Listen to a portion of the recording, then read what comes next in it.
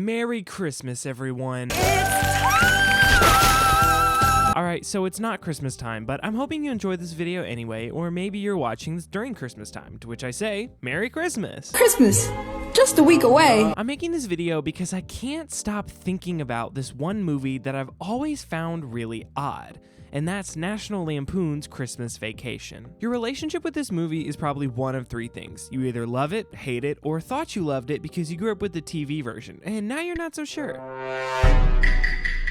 However you feel about it, I think on paper, this movie shouldn't work. It should just feel like a string of random cartoon antics with very little narrative throughline. Well, what if I told you Christmas Vacation gets its point across by using storytelling techniques from almost 100 years ago? Alright, let me explain. But before I keep going, I'd just like to say thank you. You guys have absolutely blown up this channel in the last few months in a way I could have never imagined. So if you're new or have been here for years, thank you for your support. If you like this video, make sure to subscribe. Anyway, back to the video. Released in 1989 and directed by Jeremiah S. Cheshik, but more famously produced and written by legendary writer John Hughes, National Lampoon's Christmas Vacation is the third in a series of 4. I think it's interesting that all the vacation movies have different directors and the Griswold kids have been recast twice from the original set, but John Hughes, Chevy Chase, and Beverly D'Angelo have stuck with it for years. They also tried to do a reboot with Ed Helms in 2015 that I'm just not here to talk about. Also, fun fact, if you didn't know, Rusty in Christmas Vacation is also Leonard in Big Bang Theory. So,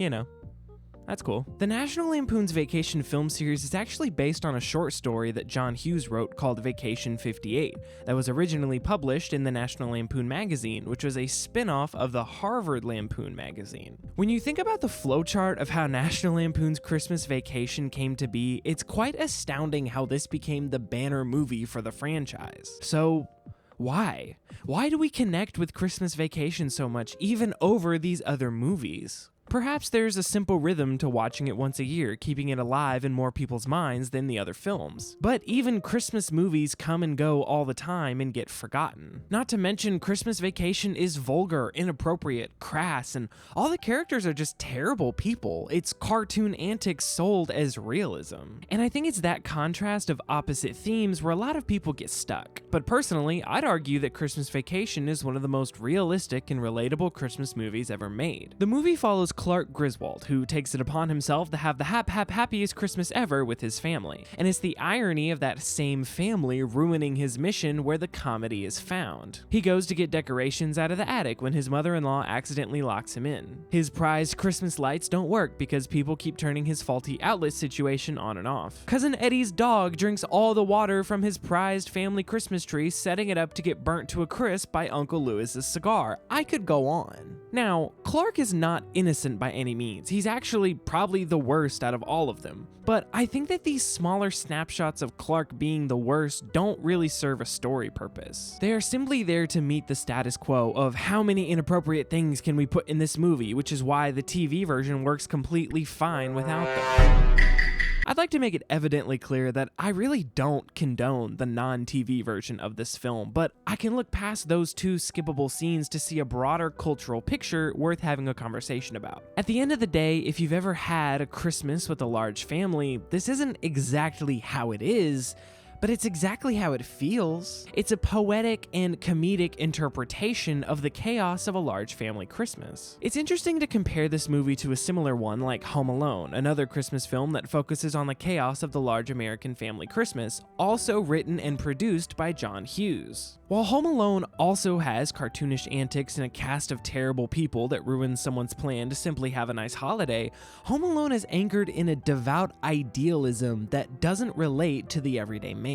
Oh no, it sucks so bad that Kevin is stuck at home by himself in their $1 million house instead of going to Paris for a week with the rest of his family. The McAllister family has so much money that the conflict they face in Home Alone never really feels like a real danger. And when there is real real danger, the film is pretty quick to assure us that Kevin is more than capable of handling himself. Compare this to the everyday financial struggle of Christmas Vacation. I thought that this 3.5-star review from Letterboxd user Sean Finessi summed this point up perfectly. When reviewing Christmas Vacation, he wrote, "An insightful critique exploring the plight of the shrinking middle class in post-Reagan suburban communities at the expense of encroaching globalization and billionaire brain poison. In many ways, a movie for our time."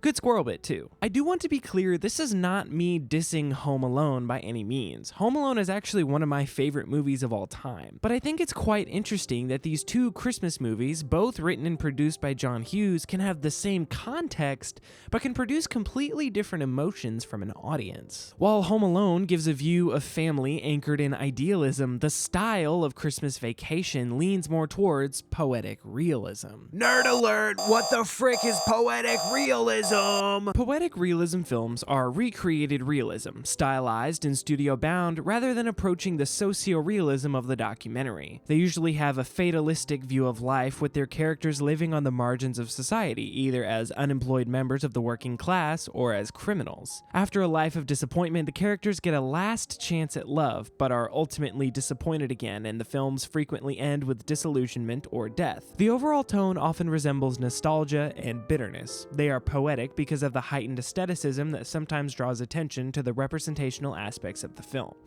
Nostalgia and bitterness. What does that sound like? Poetic realism sprouted in France in the 1930s during the Great Depression and really only lasted until the 1940s. It blended gritty, working-class realism with a lyrical, fatalistic, and atmospheric aesthetic. It featured doomed, melancholic characters. And if you don't know what fatalistic means, I'll let you look at this Calvin and Hobbes comic for a minute.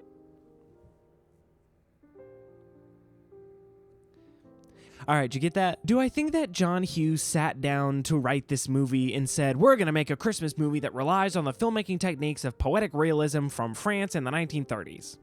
No, absolutely not. But I'm constantly fascinated on how the language of film is so universal that we're constantly referencing and adapting former techniques to fit in a modern era. I don't think we keep going back to Christmas Vacation because it's silly, or because we just can't get enough of Chevy Chase. We keep going back because it uses filmmaking techniques from almost 100 years ago to ensure that its chaos has a feeling and an aesthetic. It proves that to feel truly realistic, you have to acknowledge that reality is more absurd than anything we could ever write. Christmas Vacation serves as the perfect family Christmas and shows us the reality that the perfect family Christmas is impossible, and it's in the chaos that we truly find joy with our loved ones. But art is subjective, so I want to know what you think. Is Christmas Vacation a secret masterpiece, or just another excuse for Chevy Chase to be a butthole? Drop a comment down below and let me know what you think. If you like videos like this, make sure you subscribe and send this one to a friend that you think would enjoy, and I will see you in the next video. But until then, bye!